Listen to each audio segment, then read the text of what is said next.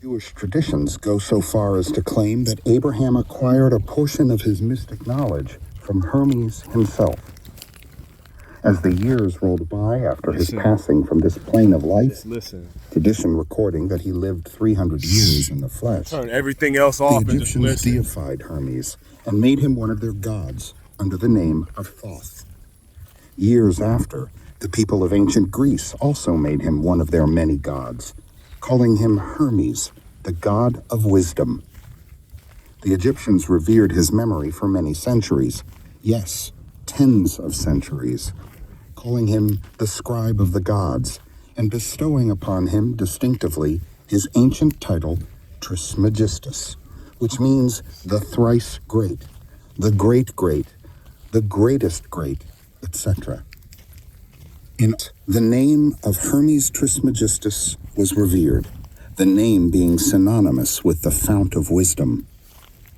Even to this day, we use the term hermetic in the sense of secret, sealed so that nothing can escape, etc., and this by reason of the fact that the followers of Hermes always observed the principle of secrecy in their teachings.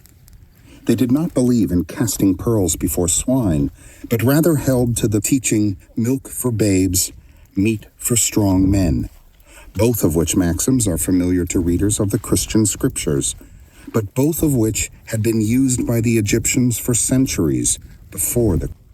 And this policy of careful dissemination of the truth has always characterized the Hermetics, even unto the present day. The Hermetic teachings are to be found in all lands, among all religions, but never identified with any particular country, nor just sect. This because of the warning of the ancient teachers against allowing the secret doctrine to become crystallized into a creed. The wisdom of this caution is apparent to all students of history. The ancient occultism of India and Persia largely lost, owing to the fact that the teachers became priests, and so mixed theology with the philosophy, the result being that the occultism of India and Persia has been gradually lost amidst the mass of religious superstition cults, creeds, and gods. So it was with ancient Greece and Rome. So it was with the Hermetic teachings of the Gnostics and early Christians, which were lost at the time of Constantine, whose iron hand smothered philosophy with the blanket of theology, losing to the Christian Church that which was its very essence and spirit, and causing it to grope throughout several centuries before it found the way back to its ancient faith, the indications apparent to all careful observers in this 20th century being that the Church is now struggling to get back to its ancient mystic teachings. But there were always a few faithful souls who kept alive the flame, tending it carefully and not allowing its light to become extinguished. Don't do shit else but listen. Staunch hearts and fearless minds, we have the truth still with us. But it is not found in books to any great extent. It has been passed along from master to student to hierophant, from lip to ear. When it was written down at all, its meaning was veiled in terms of alchemy and astrology, so that only those possessing the key could read it aright. This was made necessary in order to avoid the persecutions of the theologians of the Middle Ages, who fought the secret doctrine with fire and sword, stake, gibbet, and cross. Even to this day, there will be found but few reliable books on the Hermetic philosophy, although there are countless references to it in many books written on various phases of occultism. And yet, the Hermetic philosophy is the only master key which will open all the doors of the occult teachings. In the early days, there was a compilation of certain basic Hermetic doctrines, passed on from teacher to student, which was known as the Kabbalion, the exact significance and meaning of the for several centuries. Pay attention to everything around you. This teaching, however, is known to many to whom it has descended, from mouth to ear, on and on, throughout the centuries. Its precepts have never been written down or printed, so far as we know. It was merely a collection of maxims, axioms, and precepts, which were non-understandable to outsiders, but which were readily understood by students after the axioms, maxims, and precepts had been explained and exemplified by the Hermetic initiates to their neophytes. These teachings really constituted the basic principles of the art of Hermetic alchemy, which, contrary to the general belief, dealt in the mastery of mental forces rather than material elements, the transmutation of one kind of mental vibrations into others, instead of the changing of one kind of metal into another. The legends of the philosopher's stone, which would turn base metal into gold, was an allegory relating to Hermetic philosophy, readily understood by all students of true Hermeticism. In this little book, of which this is the first lesson, we invite our students to examine into the Hermetic teachings as set forth in the Kabbalion and as explained by ourselves, humble students of the teaching, while bearing the title of initiates, are still students at the feet of Hermes, the Master. We herein give you many of the maxims, axioms, and precepts of the Kabbalion, accompanied by explanations and illustrations which we deem likely to render the teachings more easily comprehended by the modern student, particularly as the original text is purposely veiled in obscure terms. The original maxims, axioms, and precepts of the Kabbalion are printed herein in quotation marks, the proper credit being given. Our own work is printed in the regular way, in the body of the work. We trust that the many students to whom we now offer this little work will derive as much benefit from the study of its pages as have the many who have gone on before, treading the same path to mastery throughout the centuries that have passed since the times of Hermes Trismegistus, masters, the great. In the words of the Kabbalion, where fall the footsteps of the master, the ears of those ready for his teaching open wide. The Kabbalion. When the ears of the student are ready to hear, then cometh lips to fill them with wisdom. The Kabbalion. So, the passage of this book to those ready for the instruction will attract the attention of such as are prepared to receive the teaching. And likewise, when the pupil is ready, then will this little book come to him or her. Such is the law. The Hermetic principle of cause and effect, in its aspect of the law of attraction, will bring lips and ear together, pupil and book in company. So mote it be. Chapter 2. The 7 Hermetic Principles. The principles of truth are 7. These, understandingly, possesses the magic key before whose touch all the doors of the temple fly open. The Kabbalion. The 7 Hermetic principles upon which the entire Hermetic philosophy is based are as follows. 1. The principle of mentalism. Listen. 2. The principle of correspondence. 3. The principle of vibration. 4. The principle of polarity. 5. The principle of rhythm. 6. The principle of cause and effect. 7. The principle of gender. Principles will be discussed and explained as we proceed with these lessons. A short explanation of each, however, may as well be given at this point. 1. The principle of mentalism. The all is mind. The universe is mental. The Kabbalion. This principle embodies the truth that all is mind. It explains that the all, which is the substantial reality underlying all the outward manifestations and appearances which we know under the terms of the material universe, the phenomena of life, matter, energy, and in short, all that is apparent to our material senses, is spirit, which in itself is unknowable and undefinable, but which may be considered and thought of as an universal, infinite living mind.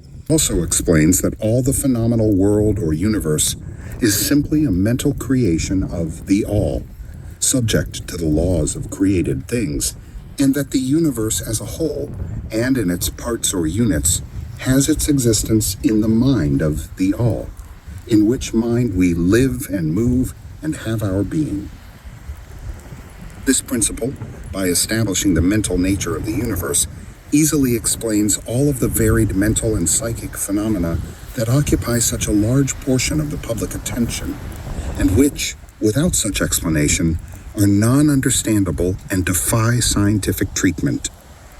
An understanding of this great hermetic principle of mentalism enables the individual to readily grasp the laws of the mental universe, and to apply the same to his well-being and advancement. The student is enabled to apply intelligently the great mental laws instead of using them in a haphazard manner. With the master key in his possession, the student may unlock the many doors of the mental and psychic temple of knowledge, same freely and intelligently. This principle explains the true nature of energy, power, and matter, and why and how all these are subordinate to the mastery of mind. One of the old Hermetic masters wrote, long ages ago, "He who grasps the truth of the mental nature of the universe is well advanced on the path to mastery." And these words are as true today as at the time they were first written. Without this master key, mastery is impossible, and the student knocks in vain at the many doors of the temple. 2. The principle of correspondence. As above, so below. As below, so above. The Kabbalah. This principle embodies the truth that there is always a correspondence between the laws and phenomena of the various planes of being and life. The old Hermetic axiom ran in these words: as above, so below; as below, so above. And the grasping of this principle gives one the means of solving many a dark paradox and hidden secret of nature. There are planes beyond our knowing, but when we apply the principle of correspondence to them, we are able to understand much that would otherwise be unknowable to us. This principle is of universal application and manifestation on the various planes of the material, mental, and spiritual universe. It is an universal law. The ancient Hermetists considered this principle as one of the most important mental instruments by which man was able to pry aside the obstacles which hid from view the unknown. Its use even tore aside the veil of Isis to the extent that a glimpse of the face of the goddess might be caught. Just as a knowledge of the principles of geometry enables man to measure distant suns and their movements while seated in his observatory, so a knowledge of the principle of correspondence enables man to reason intelligently from the known to the unknown. Studying the monad, he understands the archangel. 3. The principle of vibration. Nothing rests, everything moves, everything vibrates. The Kabbalion. This principle embodies the truth that everything is in motion, everything vibrates, nothing is at rest. Facts which modern science endorses and which each new scientific discovery tends to verify. And yet this Hermetic principle was enunciated thousands of years ago by the masters of ancient Egypt. This principle explains that the differences between different manifestations of matter, energy, mind, and even spirit result largely from varying rates of vibration. From the all, which is pure spirit, down to the grossest form of matter, all is in vibration. The higher the vibration, the higher the position in the scale. The vibration of spirit is at such an infinite rate of intensity and rapidity that it is practically at rest, just as a rapidly moving wheel seems to be motionless. And at the other end of the scale, there are gross forms of matter whose vibrations are so low as to seem at rest. Between these poles, there are millions upon millions of varying degrees of vibration. From corpuscle and electron, atom and molecule, to worlds and universes, everything is in vibratory motion. This is also true on the planes of energy and force, which are but varying degrees of vibration, and also on the mental planes, whose states depend upon vibrations, and even on to the spiritual planes. An understanding of this principle with the appropriate formulas enables Hermetic students to control their own mental vibrations as well as those of others. The masters also apply this principle to the conquering of natural phenomena in various ways. He who understands the principle of vibration has grasped the scepter of power, says one of the old writers. 4. The principle of polarity. Everything is dual. Everything has poles. Everything has its pair of opposites. Like and unlike are the same. Opposites are identical in nature, but different in degree. Extremes meet. All truths are but half-truths. All paradoxes may be reconciled. The Kabbalion. This principle embodies the truth that everything is dual. Everything has two poles. Everything has its pair of opposites, all of which were old Hermetic axioms. It explains the old paradoxes that have perplexed so many, which have been stated as follows. Thesis and antithesis are identical in nature but different in degree. Opposites are the same, differing only in degree. The pairs of opposites may be reconciled. Extremes meet. Everything is and isn't at the same time. All truths are but half-truths. Every truth is half false. There are two sides to everything, etc., etc., etc. It explains that in everything there are two poles or opposite aspects, and that opposites are really only the two extremes of the same thing, with many varying degrees between them. To illustrate, heat and cold, although opposites, are really the same thing, the differences consisting merely of degrees of the same thing. Look at your thermometer and see if you can discover where heat terminates and cold begins. There is no such thing as absolute heat or absolute cold. The two terms heat and cold simply indicate varying degrees of the same thing, and that same thing which manifests as heat and cold is merely a form, variety, and rate of vibration. So heat and cold are simply the two poles of that which we call heat, and the phenomena attendant thereupon are manifestations of the principle of polarity. The same principle manifests in the case of light and darkness, which are the same thing, the difference consisting of varying degrees between the two poles of the phenomena. Where does darkness leave off and light begin? What is the difference between large and small, between hard and soft, between black and white, between sharp and dull, between noise and quiet, between high and low, between positive and negative? The principle of polarity explains these paradoxes, and no other principle can supersede it. The same principle operates on the mental plane. Let us take a radical and extreme example, that of love and hate, two mental states apparently totally different. And yet, there are degrees of hate and degrees of love, and a middle point in which we use the terms like or dislike, which shade into each other so gradually that sometimes we are at a loss to know whether we like or dislike, or neither. And all are simply degrees of the same thing, as you will see if you will but think a moment. And more than this, and considered of more importance by the Hermetists, it is possible to change the vibrations of hate to the vibrations of love in one's own mind and in the minds of others.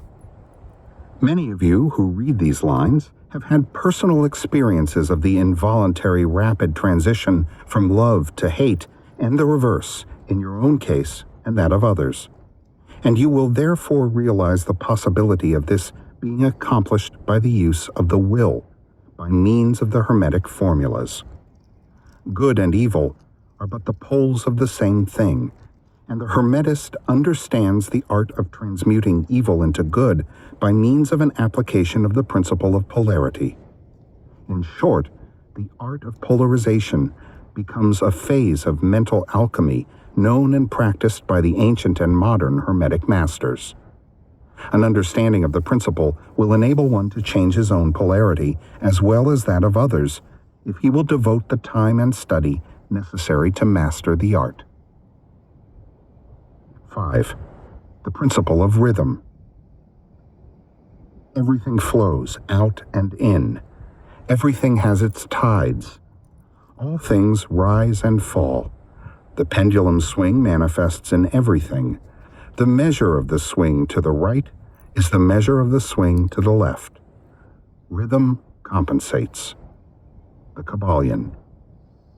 This principle embodies the truth that in everything there is manifested a measured motion, to and fro, a flow and inflow, a swing backward and forward, a pendulum-like movement, a tide-like ebb and flow, a high tide and low tide. Between the two poles which exist in accordance with the principle of polarity described a moment ago. There is always an action and a reaction, an advance and a retreat, a rising and a sinking. This is in the affairs of the universe, suns, worlds, men, animals, mind, energy, and matter. This law is manifest in the creation and destruction of worlds, in the rise and fall of nations, in the life of all things, and finally in the mental states of man, and it is with this latter that the Hermetists find the understanding of the principle most important. The Hermetists have grasped this principle, finding its universal application, and have also discovered certain means to overcome its effects in themselves by the use of the appropriate formulas and methods. They apply the mental law of neutralization. They cannot annul the principle or cause it to cease its operation, but they have learned how to escape its effects upon themselves to a certain degree depending upon the mastery of the principle. They have learned how to use it instead of being used by it. In this and similar methods consist the art of the Hermetists. The master of Hermetics polarizes himself at the point at which he desires to rest, and then neutralizes the rhythmic swing of the pendulum, which would tend to carry him to the other pole. All individuals who have attained any degree of self-mastery do this to a certain degree, more or less unconsciously. But the master does this consciously and by the use of his will, and attains a degree of poise and mental firmness almost impossible of belief on the part of the masses who are swung backward and forward like a pendulum. This principle, and that of polarity, have been closely studied by the Hermetists, and the methods of counteracting, neutralizing, and using them form an important part of the Hermetic mental alchemy. 6. The principle of cause and effect. Every cause has its effect. Every effect has its cause. Everything happens according to law. Chance is but a name for law not recognized. There are many planes of causation, but nothing escapes the law. The Kabbalion. This principle embodies the fact that there is a cause for every effect, an effect from every cause. It explains that everything happens according to law, that nothing ever merely happens, that there is no such thing as chance, that while there are various planes of cause and effect, the higher dominating the lower planes, still nothing ever entirely escapes the law. The Hermetists understand the art and methods of rising above the ordinary plane of cause and effect to a certain degree, and by mentally rising to a higher plane, they become causers instead of effects. The masses of people are carried along, obedient to environment, the wills and desires of others stronger than themselves. Heredity, suggestion, and other outward causes moving them about like pawns on the chessboard of life. But the masters, rising to the plane above, dominate their moods, characters, qualities, and powers, as well as the environment surrounding them, and become movers instead of pawns. They help to play the game of life instead of being played and moved about by other wills and environment. They use the principle instead of being its tools. The masters obey the causation of the higher planes, but they help to rule on their own plane. In this statement, there is condensed a wealth of Hermetic knowledge. Let him read who can. 7. The principle of gender. Gender is in everything. Everything has its masculine and feminine principles. Gender manifests on all planes. The Kabbalion. This principle embodies the truth that there is gender manifested in everything. The masculine and feminine principles ever at work. This is true not only of the physical plane, but of the mental and even the spiritual planes. On the physical plane, the principle manifests as sex. On the higher planes, it takes higher forms, but the principle is ever the same. No creation, physical, mental, or spiritual, is possible without this principle. An understanding of its laws will throw light on many a subject that has perplexed the minds of men. The principle of gender works ever in the direction of generation, regeneration, and creation. Everything and every person contains the two elements or principles, This is the most important or this teachings great principle that you can even within have it, on this planet. him or her. Every male thing has the female element also. Every female contains also the male principle. If you would understand the philosophy of mental and spiritual creation, generation, and regeneration, you must understand and study this Hermetic principle. It contains the solution of many mysteries of life.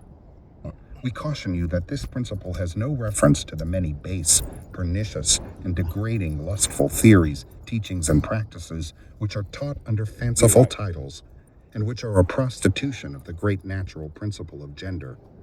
Such base revivals of the ancient infamous forms of phallicism tend to ruin mind, body, and soul, and the Hermetic philosophy has ever sounded the warning note against these degraded teachings which tend toward lust, licentiousness, and perversion of nature's principles. If you seek such teachings, you must go elsewhere for them. Hermeticism contains nothing for you along these lines. To the pure, all things are pure. To the base, all things are base. Chapter 3. Mental Transmutation. Mind, as well as metals and elements, may be transmuted from state to state, degree to degree, condition to condition, pole to pole, vibration to vibration. True Hermetic transmutation is a mental art. The Kabbalion. As we have stated, the Hermetists were the original alchemists, astrologers, and psychologists, Hermes having been the founder of these schools of thought.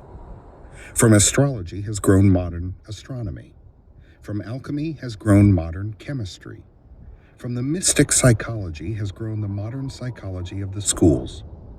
But it must not be supposed that the ancients were ignorant of that which the modern schools suppose to be their exclusive and special property. The records engraved on the stones of ancient Egypt show conclusively that the ancients had a full, comprehensive knowledge of astronomy, the very building of the pyramids showing the connection between their design and the study of astronomical science. Nor were they ignorant of chemistry, for the fragments of the ancient writings show that they were acquainted with the chemical properties of things. In fact, the ancient theories regarding physics are being slowly verified by the latest discoveries of modern science, notably those relating to the constitution of matter. Nor must it be supposed that they were ignorant of the so-called modern discoveries in psychology. On the contrary, the Egyptians were especially skilled in the science of psychology, particularly in the branches that the modern schools ignore, but which, nevertheless, are being uncovered under the name of psychic science, which is perplexing the psychologists of today and making them reluctantly admit that there may be something in it after all. The truth is, that beneath the material chemistry, astronomy, and psychology, that is, the psychology in its phase of brain action, the ancients possessed a knowledge of transcendental astronomy called astrology, of transcendental chemistry called alchemy, of transcendental psychology called mystic psychology. They possessed the inner knowledge as well as the outer knowledge, the latter alone being possessed by modern scientists. Among the many secret branches of knowledge possessed by the Hermetists was that known as mental transmutation, which forms the subject matter of this lesson. Transmutation is a term usually employed to designate the ancient art of the transmutation of metals, particularly of the base metals, into gold. The word transmute means to change from one nature, form, or substance into another, to transform. Webster. And accordingly, mental transmutation means the art of changing and transforming mental states, forms, and conditions into others. So you may see that mental transmutation is the art of mental chemistry, if you like the term, a form of practical mystic psychology. But this means far more than appears on the surface. Transmutation, alchemy, or chemistry on the mental plane is important enough in its effects, to be sure, and if the art stopped there, it would still be one of the most important branches of study known to man. But this is only the beginning. Let us see why. The first of the 7 Hermetic principles is the principle of mentalism, the axiom of which is the all is mind, the universe is mental, which means that the underlying reality of the universe is mind, and the universe itself is mental, that is, existing in the mind of the all. We shall consider this principle in succeeding lessons, but let us see the effect of the principle if it be assumed to be true. If the universal is mental in its nature, then mental transmutation must be the art of changing the conditions of the universe along the lines of matter, force, and mind. So you see, therefore, that mental transmutation is really the magic of which the ancient writers had so much to say in their mystical works, and about which they gave so few practical instructions. If all be mental, then the art which enables one to transmute mental conditions must render the master the controller of material conditions as well as those ordinarily called mental. As a matter of fact, none but advanced mental alchemists have been able to attain the degree of power necessary to control the grosser physical conditions, such as the control of the elements of nature, the production or cessation of tempests, the production and cessation of earthquakes, and other great physical phenomena. But that such men have existed, and do exist today, is a matter of earnest belief to all advanced occultists of all schools. That the masters exist, and have these powers, the best teachers assure their students, having had experiences which justify them in such belief and statements. These masters do not make public exhibitions of their powers, but seek seclusion from the crowds of men in order to better work their way along the path of attainment. We mention their existence at this point merely to call your attention to the fact that their power is entirely mental and operates along the lines of the higher mental transmutation under the Hermetic principle of mentalism. The universe is mental, the Kabbalion. But students and Hermetists of lesser degree than masters, the initiates and teachers, Now that I have your attention,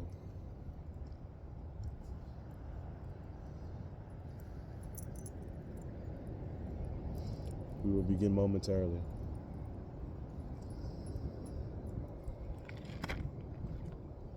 It's a bit windy. A tad bit windy. Just a tad bit windy. Just a tad bit windy. Let's go ahead, man. We do our thing the right way. Already written, y'all. Now that I have your attention.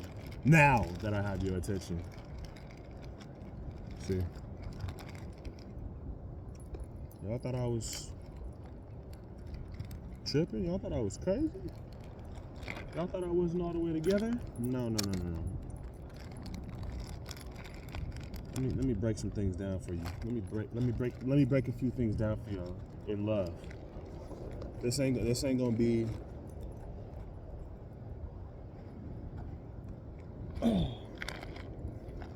this ain't gonna be me yelling at you and cussing at you. None of that shit right now.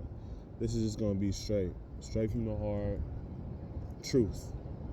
Remember, all truth is but a half truth, and it's up to you to exercise your powers of discernment and establish what truth is to you. But don't be convoluted. Understand the baseline.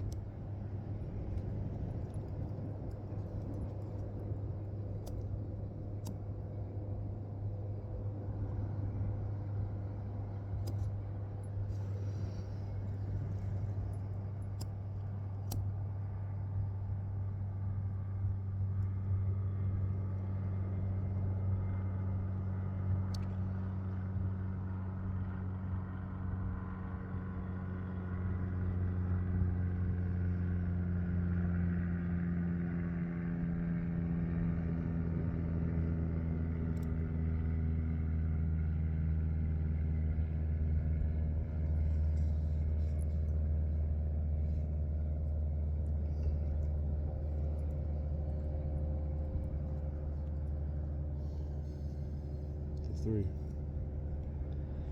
Transmodestus. The Trinity. The truth.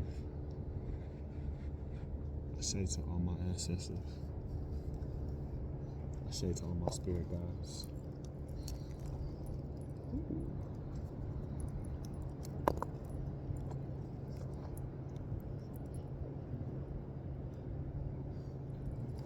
I say.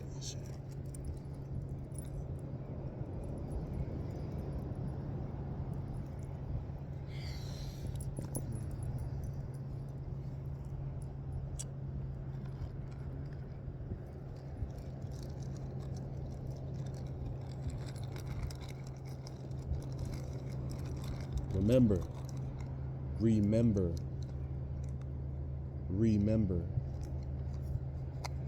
To remember, to put back together, to reestablish. A wise man can play the fool, but a fool can never play the wise man. You must remember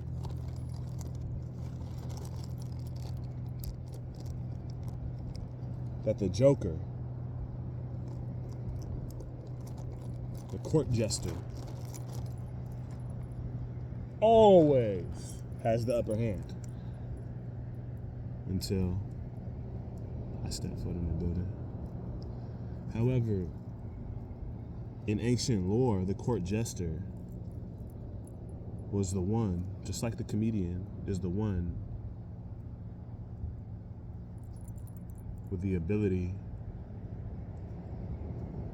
to talk shit about the king and queen and the ruling elite because they're masterful.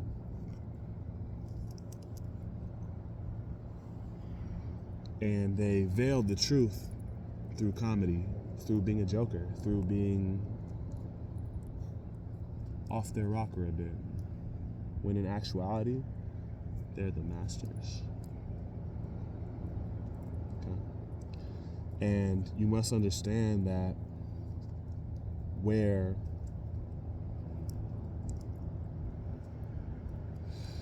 attention goes, energy flows. And you see that especially in our modern day so-called uncivilization, right? A lot of people are just attention grabbers, right? Because at the very least, subconsciously, these low vibrational entities at least understand that concept.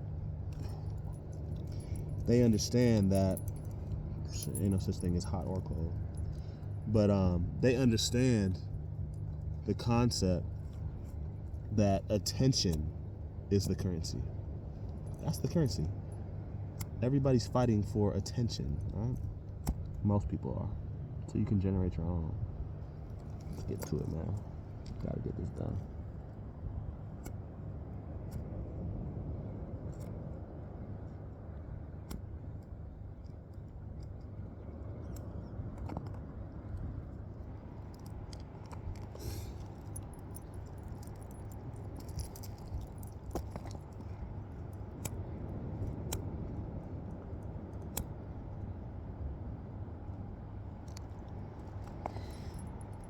Shit.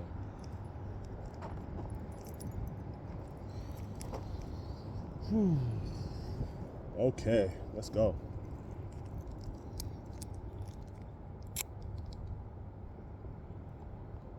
That part.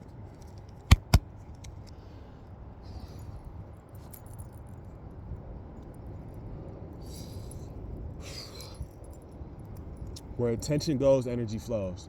So once you have the attention, it's up to you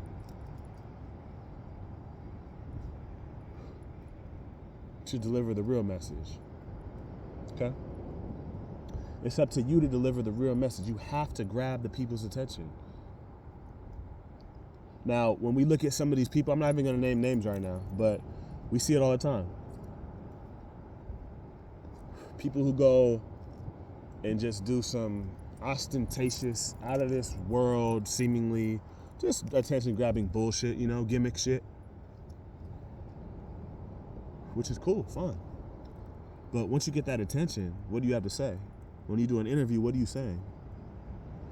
Can you shift? Or are you just a fool? Playing the fool. That's the question.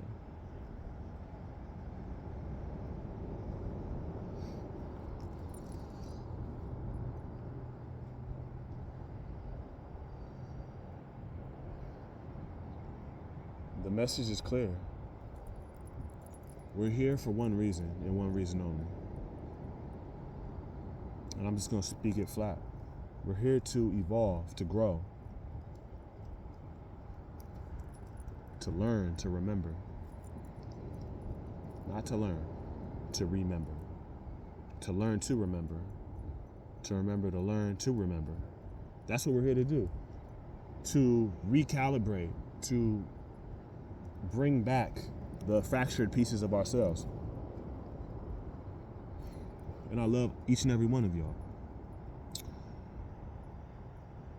You are strong. You are strong. You are powerful. You are infinite. You are remarkable. You are the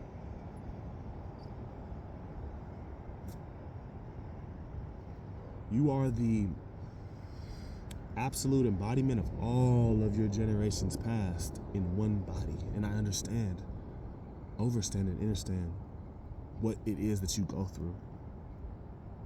Because any kind of turmoil, any kind of hurt, pain, traumas, that it's not just about you going through it in this short duration that you consider to be your egoic self with your name from this lifetime. No, you're carrying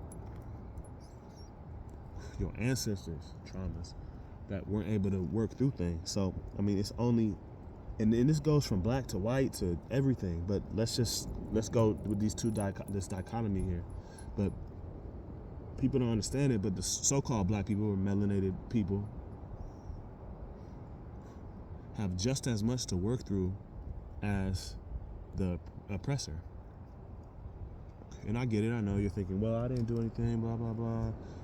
Speaking to the so-called oppressors, but we're not even going to get into all that. You know, the benefits that are reaped, the specific, the illusory privileges. You know what I'm saying? We're not. I'm not here to talk about that, but I'm here to say that so-called white people, so-called black people, and everybody in between has the exact same things to go through, albeit to varying degrees and in just different ways, you know. And don't ever think that I'm negating everything that, you know, the original people have gone through. Not at all. Not at all. At all. Because that's a completely different level in terms of the traumas and the atrocities and shit like that. But overall, I'm just saying that we're all here. We're all here. All is one.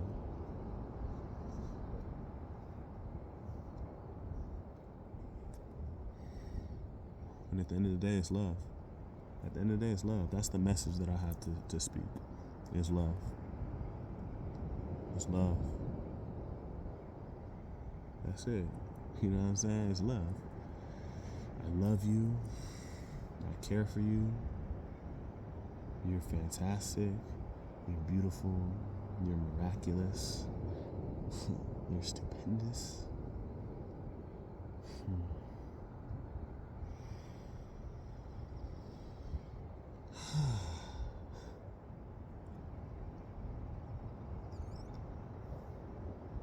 Remarkably you, one of a kind, illustrious, iconic.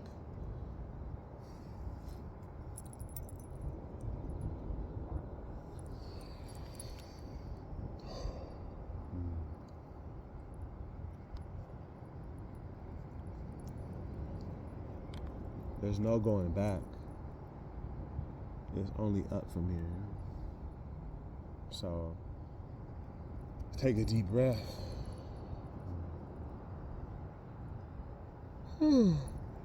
Take a deep breath and let go.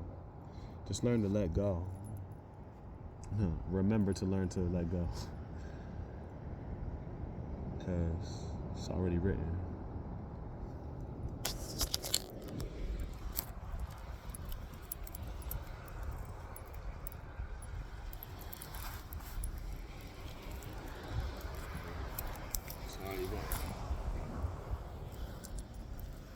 Death to the victimhood mentality and the martyr consciousness. Birth to the exquisite consciousness. Birth to the immortal. Supreme. Divine. Sublime.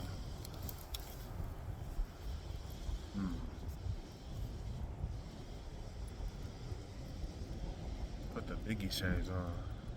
Sorry, these is now called the Godson shades. So, Versace. Yo, listen, man. Cut a check, man. Big one. Big.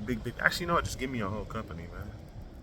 I might give you a quarter of maybe like 0.7 of a percentage of the company. But,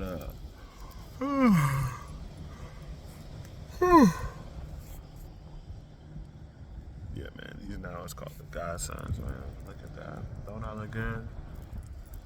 I think so. I know so. And if you hating and you disagreeing, use a H-O-O-O-O-E. You can't see me. I love you. I'm here to elevate you past the 3D into a different dimension. You see, higher frequency, vibrations is unique. We're going, gone.